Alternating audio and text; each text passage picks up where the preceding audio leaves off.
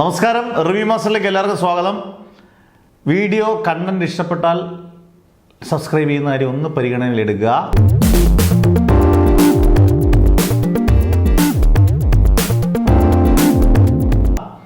എമ്പുരാൻ ഏറ്റവും കൂടുതൽ മോഹൻലാൽ ആരാധന മാത്രമല്ല, ഏറ്റവും കൂടുതൽ എല്ലാവരും പ്രതീക്ഷയോട് കാത്തിരിക്കുന്ന സിനിമ. കാരണം ലൂസിഫറിൻ്റെ സെക്കൻഡ് പാർട്ടാണ് എമ്പുരാൻ. ബിഗ് ബഡ്ജറ്റിൽ ഏറ്റവും കൂടുതൽ ലൊക്കേഷൻ ഇറങ്ങുന്ന പടം. ഞാൻ തമ്മിൽ ഇട്ട പോലെ ഇന്ദ്രജിത്തിനെ തെറിവിളിച്ച് പൃഥ്വിരാജ് എന്ന് പറയുന്നത് വേറെ ഒന്നും കൊണ്ടല്ല, ഈ സിനിമയുടെ വേറൊരു സിനിമയുടെ പ്രൊമോഷനുമായിട്ട് ഇന്ദ്രജിത്ത് പ്രസ് മീറ്റിൽ വന്നപ്പം അദ്ദേഹത്തിന് പെട്ടെന്ന് പോകണം,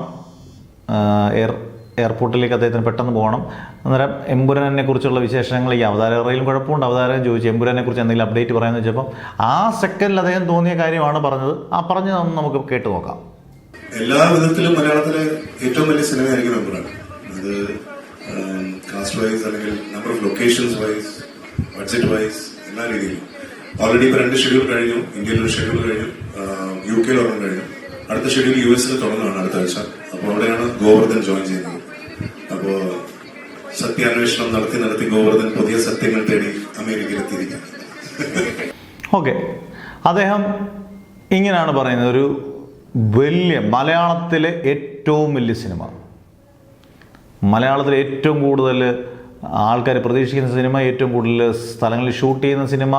അങ്ങനെ അദ്ദേഹം ശരിക്കും എമ്പുരാനെ അങ്ങ് തകർത്ത് വിസ്മയിപ്പിച്ച് പറഞ്ഞിട്ടുണ്ട്.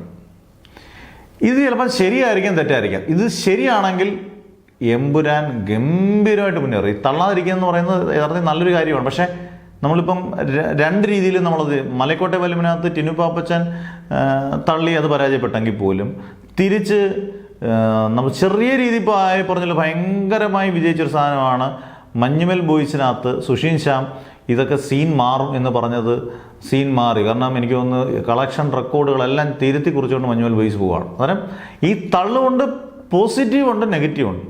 ഇപ്പോൾ ഇന്ദ്രജിത്ത് യഥാർത്ഥത്തിലുള്ള കാര്യമായിരിക്കും പറഞ്ഞു. ആ സിനിമയിൽ ഇത്രയും കാര്യങ്ങൾ ഉണ്ടെങ്കിൽ ഇത് ഗംഭീരമായിട്ട് വിജയിക്കും. പക്ഷെ പൃഥ്വിരാജിനെ സംബന്ധിച്ച് പൃഥ്വിരാജ് സ്വന്തം സിനിമകൾ ഒരിക്കലും, അതായത് സ്വന്തമായിട്ട് സംവിധാനം ചെയ്യുന്ന സിനിമ, നടനായിട്ട് അഭിനയിക്കുന്ന സിനിമ ഞാൻ പറയത്തില്ല, പക്ഷെ സ്വന്തമായിട്ട് സംവിധാനം ചെയ്യുന്ന സിനിമകൾ അദ്ദേഹം തള്ളത്തില്ല. എമ്പുരാനെ കുറിച്ചൊക്കെ അദ്ദേഹം പറഞ്ഞത് വളരെ ചെറിയ സിനിമയാണ്, അതല്ല നമുക്കറിയുന്ന പോലും വളരെ ചെറിയ സിനിമയാണ്.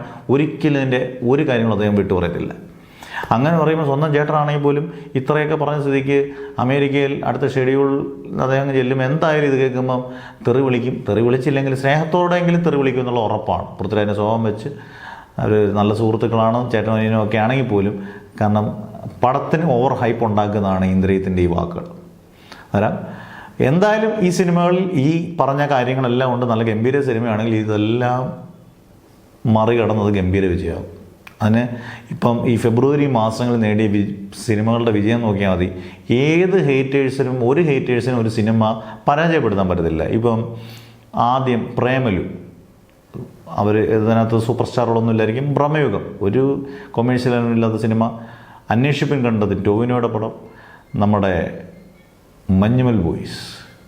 ഈ ഇത്രയും സിനിമകളും ഗംഭീര വിജയം നേടിയിട്ടുണ്ടെങ്കിൽ ഉറപ്പായിട്ടും ഗംഭീര കണ്ടന്റ് ഉണ്ടെങ്കിൽ ഒരു സിനിമയും നമുക്ക് തളർത്താൻ പറ്റത്തില്ല. ആ സിനിമ ഹേറ്റേഴ്സ് എത്ര പറഞ്ഞാലും അതൊക്കെ 2 ദിവസത്തെ ക്യാമ്പയിനേ ഉള്ളൂ. ഹേറ്റേഴ്സ് ഉണ്ടെങ്കിൽ പോലും 2 ദിവസം കഴിഞ്ഞ് കഴിയുമ്പോൾ അതിൻ്റെ യഥാർത്ഥ ഇത് കണ്ടത് കയറിപ്പോക്കോളും. അല്ലാതെ സിനിമാ പ്രവർത്തകർ പിന്നെ 2ാമത്തെ ദിവസം വന്ന് നല്ല ഗംഭീര സിനിമയെന്നൊന്നും പറയേണ്ട ആവശ്യമൊന്നുമില്ല. അത് ഓഡിയൻസിന് മനസ്സിലാവും. ഓഡിയൻസ് ടിക്കറ്റ് എടുത്ത് സിനിമ കാണുന്നത് അത് ഗംഭീര സിനിമയെന്നാണ്. അന്നേരം തള്ളലുകൾ ഒരു പരിധി വരെ ചിലപ്പോൾ സഹായിക്കും, ചിലപ്പോൾ അത് ഭയങ്കരമായിട്ട് ദോഷമാവും. അതിൻ്റെ ലേറ്റസ്റ്റ് ഉദാഹരണം മലൈക്കോട്ടെ വാലിബനാണ്. പക്ഷേ മഞ്ഞുമൽ ബോയ്സ് അതിൻ്റെ നേരെ ഓപ്പോസിറ്റാണ്. എമ്പുരാൻ അത് ബിഗ് പോസിറ്റീവായിട്ട് വരട്ടെ എന്ന് നമ്മൾ പ്രാർത്ഥിക്കാം. എന്നാലും ഇന്ദ്രജിത്ത് ഇനി സംസാരിക്കത്തില്ല എന്ന് ഉറപ്പാണ്. കാരണം പൃഥ്വിരാജ് ഉറപ്പായിട്ട് ഒരു വിലക്ക് കൊടുത്തിട്ടുണ്ടായിരിക്കണം. അന്നേരം നിങ്ങൾക്ക് നിങ്ങളുടെ കമൻസ് ഉറപ്പായിട്ട് ഇടാം. ഇത് നല്ലതാണോ, എങ്ങനെ വരും എന്നൊക്കെയുള്ള കമൻസ് നിങ്ങൾക്ക് ഉറപ്പായിട്ട് ഇടാം. അടുത്ത വീഡിയോ ആയിട്ട് വരുന്നവരെ സൈനിങ് ഓഫ്.